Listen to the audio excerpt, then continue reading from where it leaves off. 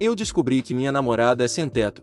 Ontem de manhã saí para caminhar pela cidade e notei uma moça que parecia familiar esperando em uma fila num abrigo para sem-teto. Olhei de novo e vi um moletom meu e então reconheci minha namorada Júlia. Fiquei bastante surpreso ao vê-la ali, mas não a abordei pois não queria constrangê-la. Para dar algum contexto, conheci a Júlia em fevereiro numa loja de donuts. Comecei a puxar assunto com ela quando vi que estávamos usando o mesmo boné do time de beisebol Dodgers. Me ofereci para pagar a bebida dela depois de um breve papo na fila e a conheci melhor quando ela perguntou se eu gostaria de sentar com ela. Enquanto terminávamos nossas bebidas, a convidei para um encontro e ela aceitou. Nos meses seguintes as coisas foram muito bem entre nós. Aprendi que ela estava trabalhando em 2 empregos, queria ir para a faculdade e era católica fervorosa, mas notei que ela nunca falava sobre sua família, exceto quando mencionou seu pai, um marinheiro que faleceu quando ela era criança. Avançando para o presente, acabei mandando uma mensagem de bom dia de dentro de uma loja próxima enquanto tentava confirmar se era mesmo ela. Como um relógio, ela pegou o celular e me disse que estava em seu apartamento, e que estava fazendo café da manhã. Foi realmente surpreendente para mim porque eu sempre a deixava em um belo prédio de apartamentos sempre que nossos encontros terminavam. Mas acho que ela fazia isso para dar a impressão de que não era sem-teto. Agora, eu quero conversar com a Júlia sobre a situação dela, mas ela é um tanto introvertida para dizer o mínimo. Se ela realmente é sem-teto, eu quero oferecer a Júlia para ficar na minha casa. O único problema é que eu não quero parecer que ela me deve alguma coisa. Também quero respeitar a fé católica dela, pois ela me disse que queria esperar para a primeira vez depois que eu originalmente a convidei para vir à minha casa antes de eu saber que ela era sem-teto. Alguma sugestão sobre como posso lidar com isso?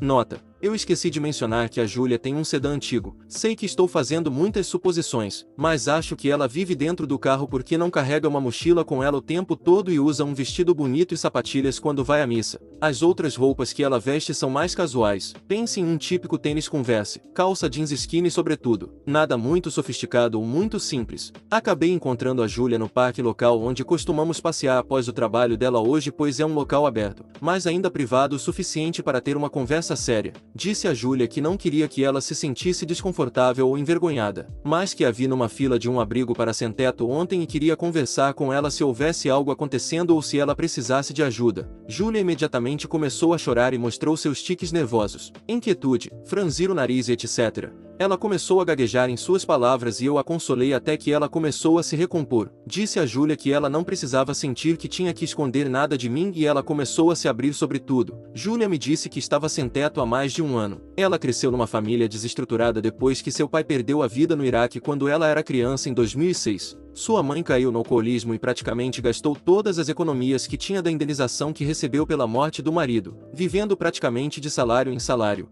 Apesar disso, sua fé na igreja foi a única coisa real que lhe deu estabilidade e esperança para continuar com sua vida cotidiana. Aos 18 anos ela se alistou nos Marinha porque queria homenagear seu pai e escapar da vida que teve. No entanto, ela acabou sendo desligada e foi dispensada do Corpo de Fuzileiros Navais devido ao desenvolvimento de asma durante o treinamento básico. Ela acabou se mudando para nossa cidade atual na costa leste porque não queria voltar para a Califórnia onde sua mãe estava. Júlia conseguiu economizar para comprar seu carro antigo para dormir longe dos abrigos por volta de dezembro do ano passado. Júlia me contou que estava à beira do sul na época em que nos conhecemos e queria parecer que não tinha bagagem, e explicou como não queria me assustar ao admitir que era sem teto. Então ela me fez deixá-la naquele prédio de apartamentos e dividir a conta de nossos encontros para parecer que tudo estava normal. Honestamente, me senti arrasado ao ouvir a história dela. Eu tinha a sensação de que as coisas provavelmente estavam difíceis para ela, mas não imaginava que estavam tão ruins. Júlia me mostrou sua DD 214. Eu sou atualmente 1/5 na reserva do exército, então eu sabia que a história dela era verificável, bem como as fotos que tinha de seu passado. Disse a ela que queria ajudá-la de qualquer maneira e que estava disposto a tê-la em minha casa, com o bônus de que poderíamos ir a uma loja para comprar um conjunto de cama para transformar minha sala de estar em seu espaço, já que queria respeitar os limites físicos impostos por sua fé católica. Júlia estava muito hesitante por causa de seu orgulho e não queria parecer que estava aceitando uma ajuda por pena, mas eu a tranquilizei dizendo que não era uma ajuda por pena ou com uma contrapartida. Disse a Júlia que a amava. primeira vez que disse isso, e queria ajudá-la a se sentir segura. Ela me olhou com um tipo de incredulidade e perguntou se eu realmente falava sério. E eu falei. Julia retribuiu dizendo que também me amava e aceitou. Quanto às condições, disse a ela para me ajudar com 30% do aluguel e colocar qualquer dinheiro que tivesse em começar aulas de verão na faculdade comunitária local e que ela poderia ficar comigo pelo tempo que quisesse se sentisse confortável com a coabitação pré-matrimonial. Um último agradecimento pelo conselho sobre tudo. Nossa conversa foi longa e tirou muito emocionalmente da Julia. Então ela está atualmente descansando no meu sofá até acordar para que possamos pegar a cama dela na loja mais tarde. Mais uma vez, obrigado por dar conselhos, pois realmente me permitiu desabafar sobre o que estava acontecendo. Próximo relato. Sou babaca por sacrificar o animal de apoio emocional de minha filha pelo bem dela. Minha filha recentemente completou 20 anos. Ela lida com um transtorno depre, ansiedade social, anorexia, transtorno dismórfico corporal e 2 doenças autoimunes desde os 12 anos de idade. Estou muito envolvido em seu tratamento e obviamente queria que ela melhorasse. Então, quando seu terapeuta recomendou conseguir um cachorro, nós conseguimos um em seu aniversário de 16 anos chamado Juniper. Eu geralmente não gosto de animais, mas era para o bem da minha filha, eu cedi. Juni e minha filha se aproximaram e eu tenho visto uma diferença notável nela desde que conseguimos o cachorro, especialmente em sua independência e autoestima. 4 anos depois, minha filha é agora tutora em meio período, voluntária com idosos e frequenta a escola em período integral com notas excelentes. Estou muito orgulhoso de como ela evoluiu e embora eu saiba que ela ainda tem um longo caminho pela frente, Juni a ajudou e eu crédito o cachorro por isso imensamente. Mas aqui está o problema. Enquanto minha filha estava na escola, Juni saiu de casa e foi atropelada por um carro, já que moramos em frente a uma rua movimentada. Minha esposa e eu a levamos às pressas ao veterinário e fomos informados de que Juni precisaria de uma cirurgia que custaria cerca de $2.000. Eu ganho um bom salário, mas simplesmente não consigo justificar gastar tanto em um cachorro, especialmente quando pode não funcionar e Juni provavelmente ficaria aleijada. Além disso, ela estava prestes a completar 5 anos e sua raça geralmente vive apenas de 9 a 10 anos. Devido a todos esses motivos, decidi que a decisão humana e lógica seria sacrificar Juni. Neste ponto, liguei para minha filha para informá-la da situação e da solução que escolhi e ela surtou comigo. Ela tentou me dizer que tinha $700 em economias e rapidamente arranjaria um emprego para me pagar o resto. Ao que eu recusei porque não é apenas sobre o dinheiro e não quero arriscar arruinar sua saúde mental fazendo ela arranjar um emprego. Especialmente porque ela provavelmente teria que desistir de um de seus trabalhos voluntários que a ajudaram tanto. Eu expliquei isso para ela, mas ela não estava ouvindo razão. Então eu firmei o pé e disse que minha decisão era final porque o cachorro era tecnicamente meu, já que eu paguei, e então desliguei. Quando chegamos em casa, minha filha acabará de chegar e estava histérica. Eu disse a ela que ela era velha demais para agir assim e que parte de se tornar um adulto competente e independente era aceitar o que a vida lhe apresenta. Agora ela não está falando comigo. Estou começando a pensar que deveria pelo menos ter dito a ela onde estávamos para que ela pudesse se despedir. Por outro lado, Juni já cumpriu seu propósito ao ajudar minha filha e ela teve o cachorro por apenas 4 anos. Então não entendo a grande reação. Então, eu sou o babaca aqui. Próximo relato. Sou babaca por processar meus vizinhos depois que eles culparam meu cachorro por atacar o filho deles. Meus vizinhos se mudaram para o lado da minha casa há 3 meses. Temos uma cerca alta de madeira separando nossos quintais. Eu tenho um pequeno cachorro muito amigável e brincalhão. Meus vizinhos não gostam do fato de eu deixar meu cachorro passear no meu quintal. Apesar do fato de que o cachorro nunca está do lado deles, ele nem consegue chegar ao quintal deles pois há uma cerca. Mas eles simplesmente não gostam da ideia de meu cachorro se aproximar do lado da cerca porque tem alergias e a proximidade do cachorro desencadeia as alergias deles. Os vizinhos também têm um filho de 2 anos. Desde que se mudaram, sempre que me veem andando com meu cachorro sozinho ou mesmo no meu próprio quintal, eles me repreendem e tentam me dizer como devo reabrigar meu cachorro ou mantê-lo em casa o tempo todo. Se não vão fazer uma reclamação, eu sei que tecnicamente eles não podem fazer nada, mas ainda é frustrante ter que lidar com isso. Há 3 dias, enquanto os pais estavam fora com a criança foi atacada por um cachorro vira-lata, aparentemente foi levada às pressas para o hospital com grandes marcas de mordida no rosto. A criança está em condição estável agora, pelo que sei. Os pais decidiram culpar meu cachorro dizendo que meu cachorro atacou a criança. Em primeiro lugar, tenho câmeras em casa 24 horas por dia, 7 dias por semana. No dia em que o ataque aconteceu, meu cachorro ficou dentro de casa na maior parte do dia porque eu estava fora resolvendo coisas e não a deixo no quintal quando saio por questões de segurança. Há provas disso nas minhas câmeras de segurança e nos horários exatos. Eles não sabiam disso e me denunciaram à polícia dizendo que eu era responsável e meu cachorro era responsável, mas eu mostrei as filmagens aos policiais e até tinha um álibi de que estava fora de casa no momento do ataque. A polícia descartou os pais e eu fiquei bem, mas eles tentaram me incriminar e culpar meu cachorro para que ele fosse sacrificado. Também havia alguns vizinhos testemunhas do ataque do cachorro vira-lata. Eu não consigo imaginar o quão doentes eles estão para tentar usar essa situação trágica para impulsionar algo contra mim e meu cachorro e tentar sacrificá-lo. Eu processei meus vizinhos por acusações falsas e eles estão sendo lidados legalmente agora. A razão pela qual me sinto como um idiota é que eles estão lidando com a experiência traumática de sua criança neste momento e estou adicionando ao estresse ao processá-los, mas ao mesmo tempo não queria deixar isso passar já que eles tentaram distorcer a história para me culpar. Próximo relato. Eu me sinto um traidor porque ainda sou próximo de familiares que cortaram minha irmã quando éramos crianças. Nossos pais se divorciaram quando eu era muito jovem, cerca de 2 ou 3 anos de idade. A mãe teve a custódia principal, mas passávamos muito tempo com o pai e sua família também, especialmente durante os feriados. Em algum momento, quando eu tinha entre 7 e 10 anos, meu pai começou a me buscar sozinho e minha irmã, que chamarei de Amanda, ficava com a nossa mãe. Não me lembro se perguntei o motivo na época. Eu era uma criança um tanto idiota e egoísta que só se importava com jogos de videogame, e eu e a Amanda não nos dávamos bem naquela idade, então não questionei. Com o tempo descobri que era porque a Amanda fez algo que irritou os adultos do lado da família do meu pai, tanto que ela foi banida das casas de todos os nossos tios e tias, e nossa avó disse ao nosso pai para cortá-la completamente. Ninguém me disse o que ela fez, mas Amanda tinha muitos problemas emocionais e de comportamento na época, então eu pensei que era uma de suas crises ou truques na escola que finalmente fizeram a família do meu pai desistir dela. A Amanda não fala com nosso pai ou qualquer pessoa da família dele há pelo menos 15 anos. E seu relacionamento com nossa mãe também nunca se recuperou do que aconteceu naquela época.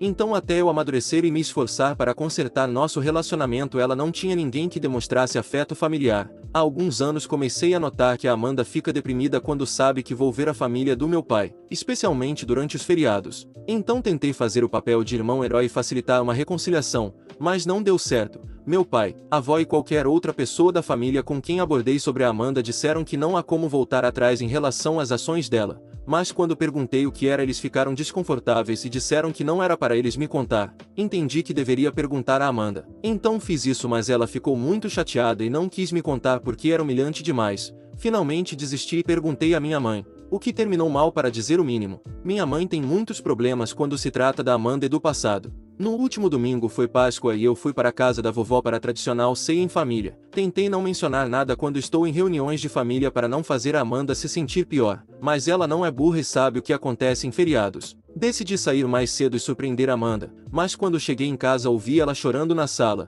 Não consigo nem descrever, mas ela obviamente pensou que estava sozinha em casa ou não choraria daquele jeito. O som me atingiu no estômago, não queria constrangê-la, então saí novamente e mandei mensagem de texto para ela do meu carro dizendo que chegaria em casa em 20 minutos. Fui comprar sorvetes para nós e voltei. Ela não estava chorando quando voltei, mas era óbvio que ela estava chorando antes. Ela mencionou que encontrou algumas fotos antigas da família no laptop e ficou meio emocionada. Estou me sentindo como um irmão terrível agora, para dizer o mínimo. Minha reação instintiva é que não importa o que a Amanda tenha feito, ela era apenas uma criança quando fez isso e, portanto, cortá-la da nossa família foi um exagero e eu deveria estar apoiando ela 100% em vez de fingir que está tudo bem dos dois lados. Mas ao mesmo tempo não consigo me livrar da família do meu pai e me tornar um excluído também, porque eles sempre me amaram e apoiaram. Drama familiar é terrível, cara. Sinto falta de seu pequeno idiota egocêntrico que não tinha ideia do que estava acontecendo. Próximo relato.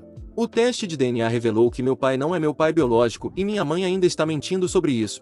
Um pouco de contexto: vou fazer 30 anos em alguns meses. Tenho 2 irmãs mais velhas que são meias irmãs. Nós compartilhamos a mesma mãe que foi casada antes de ficar com meu pai. Também tenho um irmão mais novo que eu achava que era meu irmão completo. Há várias razões pelas quais eu queria fazer um teste de DNA, mas nunca tive coragem de fazê-lo até recentemente. Nunca falei sobre isso com ninguém além do meu cônjuge, mas há 2 anos fui ao meu irmão e perguntei se ele faria um teste de DNA comigo para descobrir se somos irmãos completos ou meios irmãos. Eu queria o teste de DNA porque não tenho um pai listado na minha certidão de nascimento. Quando minha mãe estava grávida de mim, ela não contou a ninguém até estar com cerca de 6 meses. Ela não estava com ninguém na época. Então os membros da família fizeram muitas perguntas sobre quem era o pai e ela nunca disse nada. Ninguém estava presente no hospital quando eu nasci. Ela contou histórias ou respondeu perguntas que eu tinha quando era criança ou adulta em que as coisas não batiam e minha mãe mente o tempo todo. Honestamente, nem acreditaria nela se ela dissesse que o céu é azul. Então, há 2 meses meu irmão e eu finalmente fizemos o teste de DNA. Como não foi surpresa, somos meio-irmãos. Isso não foi chocante para mim, mas obviamente tive muitas perguntas. Neste ponto minha mãe ainda não tinha ideia de que fizemos o teste. Então perguntei às minhas irmãs que tinham 7 e 10 anos na época em que nasci se sabiam algo sobre a gravidez dela. Quando nasci, quando cresci, etc. Elas me deram as informações que podiam, assim como outro membro da família.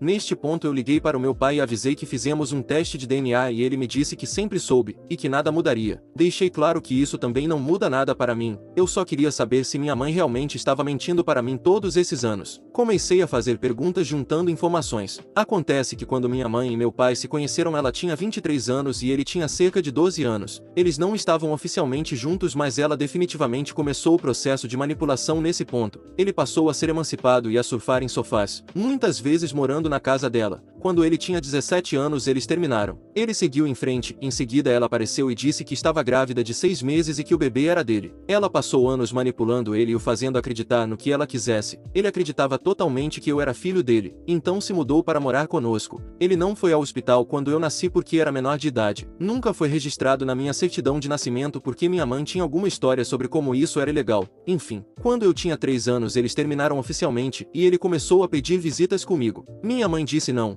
Então meu pai iria levá-la ao tribunal e foi quando minha mãe revelou que ele não era o pai biológico. Sabendo disso ele voltou para minha mãe porque era a única maneira de estar em minha vida. 1 ano e meio depois eles tiveram meu irmão e continuaram juntos até 2012 quando terminaram oficialmente para sempre. Nunca casaram ou algo assim, mas foi uma separação muito ruim. Próximo relato. Hoje me dei mal brincando com minha mãe antes de dormir e dando à pobre mulher um pesadelo que acabou com ela me socando durante o sono e depois chorando e se desculpando. Contexto: minha mãe ficou muito chateada com a notícia que recebeu recentemente de meu tio-irmão dela estar no hospital para um derrame cerebral. Ela estava irritada e não conseguia dormir desde algumas noites, então decidi dormir ao lado dela e confortá-la. Agora, antes de dormir ela estava triste e me perguntou o que eu e meu pai faríamos se ela se fosse. E eu brincando disse que poderia arranjar uma nova esposa para o pai. Ela riu disso também e logo fomos dormir. Corta para 5h15 da manhã. Ela começou a gritar durante o sono e eu tentei acordá-la e ela acidentalmente me deu um soco no estômago e acordou. Ela viu o que fez e imediatamente começou a chorar e se desculpar profundamente. Eu disse que estava tudo bem e tentei acalmá-la e dei-lhe um pouco de água e fiz ela dormir. Quando acordei de manhã ela ainda parecia muito triste. Então perguntei o que havia de errado e ela disse que teve um pesadelo dela perdendo a vida e meu pai se casando novamente e que todos estavam felizes sem ela. Eu me senti tão mal e também queria rir, mas ela parecia tão genuinamente triste que percebi que minha piada ferrou ainda mais o sono dela. Próximo relato. Hoje me ferrei enviando acidentalmente um vídeo picante para o meu chefe em vez de minha namorada. Isso literalmente aconteceu há algumas horas e ainda estou morrendo de vergonha. Para contextualizar, minha namorada e eu estamos em um relacionamento à distância e às vezes gostamos de apimentar as coisas enviando vídeos mais picantes um para o outro. Hoje era um desses dias e eu tinha acabado de gravar um vídeo que considerava uma obra-prima, me sentindo orgulhoso e animado para compartilhá-lo com minha namorada. Abri rapidamente meu aplicativo de mensagens e selecionei o nome dela nas conversas recentes, ou pelo menos foi o que pensei que fiz. Na minha pressa não percebi que havia selecionado o nome do meu chefe com quem havia trocado mensagens anteriormente sobre um projeto de trabalho. Apertei em enviar sem verificar e o vídeo foi enviado. Somente alguns minutos depois quando meu chefe respondeu com uma mensagem dizendo: "Acho que você queria mandar isso para outra pessoa", que percebi meu enorme erro. Imediatamente pedi desculpas e expliquei o equívoco. E felizmente meu chefe foi compreensivo e não fez uma grande coisa disso, mas não consigo me livrar da sensação de que nunca mais serei capaz de olhar nos olhos do meu chefe sem me sentir como um completo idiota. Próximo relato. Karen pegou o meu telefone no avião. Eu estava em um voo de 6 horas há alguns anos. Eu estava no assento da janela e havia uma criança fofa de 5 anos no meio e sua mãe Karen no corredor. Antes de decolar ela olha para mim e diz: "Espero que você tenha uma bexiga grande porque não vamos ficar nos movendo." Eu não respondi nada e fui mexer no meu celular. Baixei vários programas da Netflix e especiais de comédia para me manter ocupado. Coloquei meus fones de ouvido com fio e me acomodei para fechar os olhos e relaxar ouvindo algo. Um pouco depois sinto meus fones de ouvido sendo arrancados de minhas orelhas. Eu olho e vejo que Karen está com meu telefone em suas mãos tentando desbloqueá-lo. Claro que eu fiquei tipo: "O que você está fazendo? Devolva isso." Ela apenas disse que eu estava dormindo e eu não precisava do meu celular, mas seu filho estava entediado e precisava. A propósito, O filho dela estava colorindo em seu livro de colorir e parecia bastante contente, e a companhia aérea tem telas de cinema nos encostos dos assentos, mas acho que ela não quis pagar por fones de ouvido. Ela começou a segurar o telefone longe de mim no corredor e dizendo que eu precisava deixar o filho dela usar porque ele estava entediado. Ela ficou barulhenta e um comissário de bordo se aproximou. Ela me dedurava que eu não estava compartilhando meu telefone. Ela não parava de gritar com o atendente sobre o quão veia eu sou e como minha mãe deveria ter vergonha por criar uma idiota. Felizmente o voo não estava completamente cheio, então ela os mudou de assento. Mas a aeromoça teve que arrancar o telefone de sua garra e ameaçar que a polícia esperasse para prendê-la se ela não fosse com ela. Eles foram substituídos por uma mulher adorável que acabou de ler seu livro e me deixou com meu Netflix pelo resto do voo. Pobre garoto, ele parecia muito doce. Próximo relato. Minha vizinha Karen pede meu computador emprestado para seu filho fazer um trabalho e ele o destruiu, então eu me vinguei. Às 7h30 da manhã no sábado, minha vizinha bateu na minha porta junto com seu filho que devia ter uns 11 anos. Os dois estavam com um sorriso daqueles falsos. Ela disse que o filho dela precisava de um computador emprestado para poder fazer um trabalho de escola. Bom, como não ia usar naquele dia pois ia sair, eu decidi emprestar o meu. Criei outro usuário sem permissão de administrador e emprestei a ele. Eles saíram. Mais tarde, quando cheguei em casa, ele disse que não havia terminado e só me entregou o notebook no outro dia. Iniciei ele para ver algumas coisas. Ele estava muito lerdo e os usuários bugados. Entrei na conta dele e ele havia baixado alguns jogos suspeitos e várias outras coisas. Tive que formatar meu notebook pois tinha um ransomware no meio e eu perdi todos os arquivos. Obviamente fui reclamar, mas minha mãe não entende nem a minha vizinha. Elas achavam que eu estava reclamando por besteira. Disse a ela que ele instalou vírus e jogos, mas ela ignorou e não aconteceu nada com o menino. Uma semana depois eles voltam na nossa casa pedindo outra vez emprestado. Eu criei outro usuário como tinha feito, só que eu programei uma tarefa para tocar o gemidão sem poder parar às 1h20 da manhã. Sabia que ele estava acordado pelos históricos do Windows. Fiquei acordado até lá para ouvir o estrago. Ouvi o áudio que programei e estava alto demais.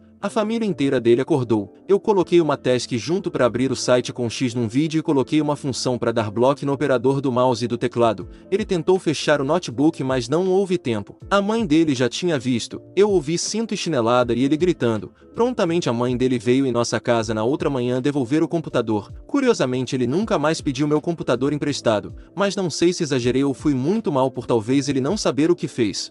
Próximo relato. Meu marido começou a agir de forma estranha após o anúncio da gravidez de minha irmã. Meu marido e eu estávamos na casa dos meus pais para jantar. Tudo estava indo bem, estávamos conversando, rindo e comendo, mas assim que minha irmã se levantou e anunciou sua gravidez, percebi a princípio que meu marido ficou quieto. Não se levantou para parabenizá-la como o resto de nós e apenas continuou olhando para ela ou em sua direção. Eu perguntei repetidamente se ele estava bem e ele resmungou sobre se sentir um pouco enjoado. Isso foi estranho porque ele estava perfeitamente bem naquele dia. Literalmente momentos depois ele começou a vomitar. Ele se sentou no chão do banheiro perto do vaso sanitário apenas olhando para baixo e se recusando a me deixar ajudá-lo a lavar o rosto. Continuei perguntando se ele estava bem, mas sem resposta. Minha família estava preocupada com ele e eu tive que levá-lo para casa. Eu verifiquei sua temperatura e pressão arterial, mas tudo estava normal. Ainda é um completo silêncio da parte dele. Ele foi dormir pouco depois e no início da manhã às 5h30, acordei com o som dele chorando no chuveiro. Eu corri para perguntar se ele estava bem, mas ainda sem resposta além de me dizer que ele precisava de 1 minuto consigo mesmo. Quase perdi o controle exigindo que ele explicasse o que estava acontecendo e ele me disse que estava apenas se sentindo sobrecarregado. Ele não é do tipo que fica estressado com o trabalho ou qualquer coisa do tipo. Isso é tão estranho e fora do normal dele. Ele se vestiu e saiu, mas se recusou a falar sobre isso. Não posso deixar de sentir que essa reação foi desencadeada pelo anúncio da gravidez da minha irmã, já que tudo começou logo depois que ela fez isso. O que me faz sentir tão mal é o fato de que minha irmã uma vez deu a entender que meu marido era o tipo dela e esperava conseguir alguém como ele. Ela tem um namorado, aliás. Isso pode não ser nada, mas não consigo me livrar desse sentimento estranho sobre o que aconteceu. Fim dos relatos. Se você chegou até aqui, comente abacate. E não se esqueça de deixar um like se gostou do vídeo, e assista mais clicando no vídeo que tá aparecendo agora.